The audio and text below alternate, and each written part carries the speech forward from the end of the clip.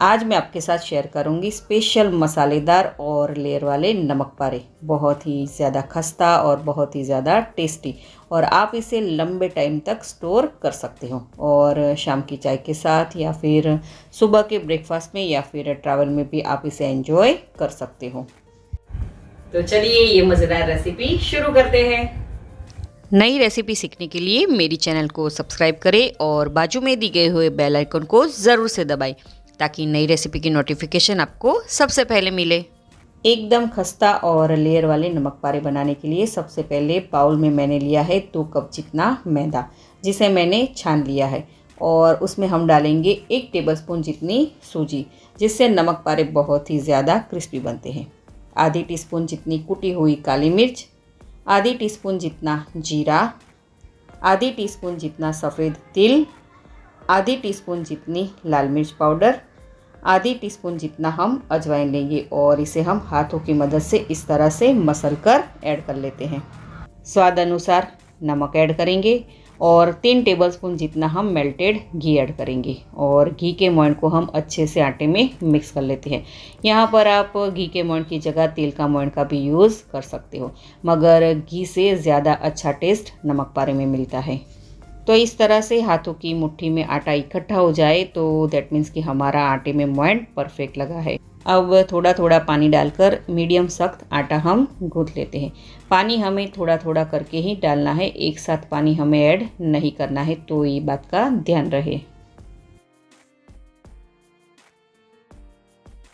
तो आप देख सकते हो कि मैंने आटा अच्छे से गूंथ लिया है। इस तरह का आटा हमें गूंथ लेना है। ये देखिए, अब गूथा हुआ आटा हम कम से कम 20 से 30 मिनट यानी कि आधे घंटे तक हम इसे रेस्ट करने देते हैं। तब तक हम नेक्स्ट प्रोसेस में चलते हैं।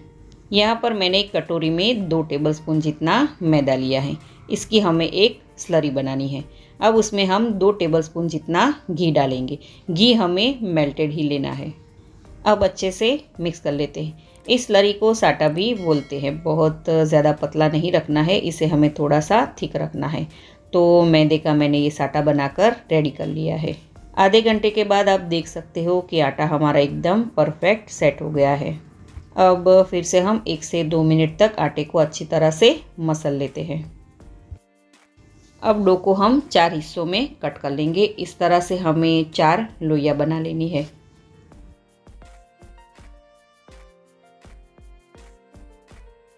उसमें से हम 1 लोई ले लेते हैं और बाकी तीनों को हम ढककर रख देंगे, और इस लोई को हमें इस तरीके से चौकोर शेप देना है। ये देखिए, जब लोई तैयार हो जाए यानी कि चौकोर लोई रेडी हो जाए तो अब हम उसे बेल लेते हैं। आटा इतना सख्त होना चाहिए कि आपको बेलते टाइम सूखा आटा लेने की ज़रूरत ना पड़े। आप इसे इजीली बिना कुछ लगाए भी बेल सकते हो, और इसको हमें चौकोर शेप देते हुए बेलना है। तो ये देखिए, हमें इसे इतना पतला बेलना है और शेप भी हमारा चौकोर रखना है। ये देखिए, अब हमने जो साटा बनाकर रखा था उसे हम इस तरह से उस पर लगाएंगे। एक पतली सी लेयर हमें लगानी है।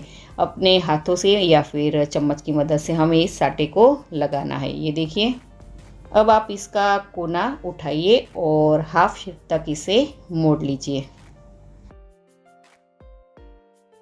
इस तरीके से कोना मिलना चाहिए।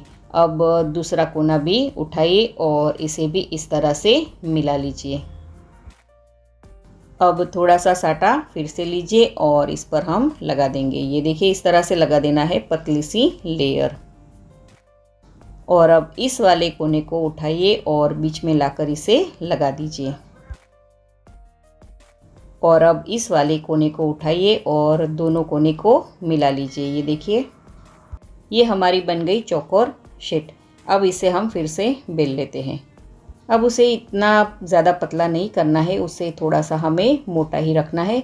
जितना हमने पहले बेला था उससे आधे साइज़ में हमें इसे बेलना है।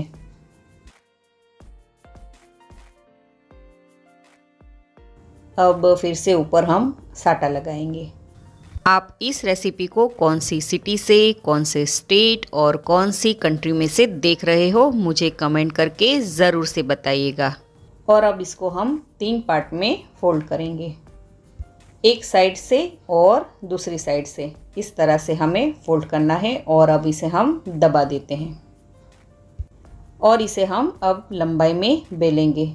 आप इसको ज़रूर से बनाइएगा और अगर आप बनाए तो मुझे कमेंट करें और इंस्टाग्राम पर भी कुक विथ मनीषा पटेल में कमेंट भी करें और मैं वहाँ पर भी बहुत सारे फूड रिलेटेड अपडेट्स वहाँ लगातार डालती हूँ। थोड़ा सा हम चौड़ाई में भी बेल लेते हैं। बहुत ज़्यादा पतला भी नहीं रखना है और बहुत ज़्यादा मोटा भी नहीं रखना है। जैसे हम नमक पारे बनाते हैं ना मोटे वाले, उतना ही मोटा हमें इसे बेलना है। ये देखिए मैंने इसको बेल लिया है। अब इसके हम पतले पतले पीसेस में कट कर लेंगे। जस्ट आधा या पौना इंच की चौड़ाई पर हमें इसे कट करना है। तो ये देखिए इस तरह से हमें नमक पारे सारे कट कर लेने हैं। जब ये नमक पारा तलेंगे तो बहुत ही अच्छी सी लेयर उसमें से निकलेगी। तो बस इसी तरह से हमें सारे नमक पारे बेल लेने हैं और इसी तरह से हमें कट कर लेने हैं। अब मैंने मीडियम गैस की फ्लेम पर पहले से ही तेल गरम करने के लिए रख दिया था। तो तेल को हम चेक कर लेते हैं। तो थोड़ा सा डो डालकर देखते हैं तो ये देखिए उसमें से बबल आने लगे हैं। दैट मीन्स कि हमारा तेल परफेक्ट गरम है। अब हम तेल में समाये उतने नमक पारे उसमें ऐड कर देते हैं। हमें ये नमक पारे तलने के लिए कम गरम तेल चाहिए, मीडियम से भी कम गरम, और फ्लेम को हम लो पर कर देंगे। अभी इन्हें ऐसे ही तलने दीजिए। कड़छी अभी नहीं लगानी है। तो आप देख सकते हो कि एक एक उठकर ऊपर आने लगा है और उसके लेयर भी खुलते जा रहे हैं। ये देखिए जब ये लेयर खुल जाते हैं तो अंदर से भी क्रिस्पी हो जाते हैं। इन्हें फ्राई होने में कम से कम 5 से 6 मिनट तक का समय लगता है। अब इसे हमें अलटते पलटते उसे हमें चारों ओर से फ्राई कर लेना है। अब गैस की फ्लेम को हम लो टू मीडियम पर रखेंगे और इसे हम फ्राई कर लेते हैं।